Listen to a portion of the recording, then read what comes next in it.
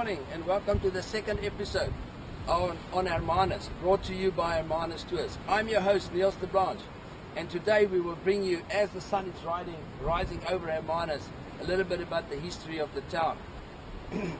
On the previous episode, we request for you to email us on what you want to see in this beautiful little town, and thank you so much to Mark and Debbie, Clive, Chris, Samantha for your request, and keep on watching because your request will be broadcast shortly to you. And also for those of you, thank you very much for those who had a comment on my body. One of these episodes will definitely be a gym episode, and I'll show you how hard I can really train. But anyway, that's episode for later. Today we're standing here at the old harbour in Hermanus. Behind the harbour you can see the mountain. Now in 1820, when the Brits ruled the Cape, they made the English language a compulsory language in schools. The farmers on the other side of the mountain didn't want to know anything about that because they were Dutch. So they imported Dutch teachers to the schools. And one such a teacher was called Hermanus Tours.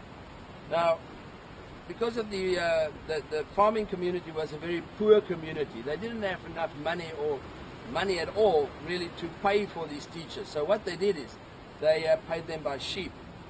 So Hermanus Tours, being the principal of the school, had quite a nice flock of sheep.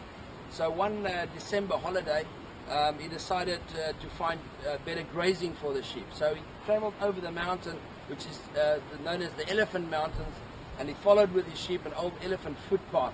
And he came across the mountain and he saw the ocean. And coming from Holland, ocean means a lot. That he knows that he could fish. Excuse me.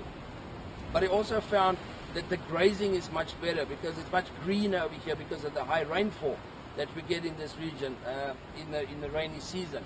But he also found a freshwater spring, and that was fantastic because the sheep could drink and graze while he fishes.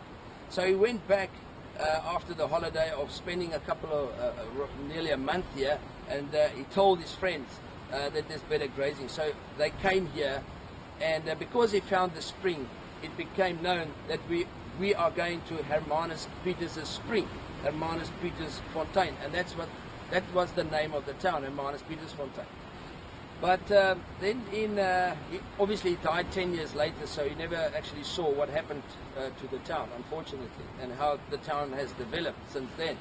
But then in the 1900s, the postmaster that had to write Hermanus Tours Fontaine on every single postcard that he got became very tired of it, and also when they started to pay per letter for the telegraph, it became too expensive for the people. So the postmaster then just cut the name short to Hermanus, and as where it is today, just Hermanus, the Riviera of the South. Now this is the middle of the winter, and as you can see, a fantastic day again here in Hermanus. Beautiful weather conditions. The temperature is going to soar up to about 25 degrees centigrade today. Really, really fantastic. Well, this is the end of episode 2, a little bit about the history of Hermanus. Thanks for watching. Keep on sending those emails to info@hermanustours.co.za or visit the website at www.hermanustours.co.za.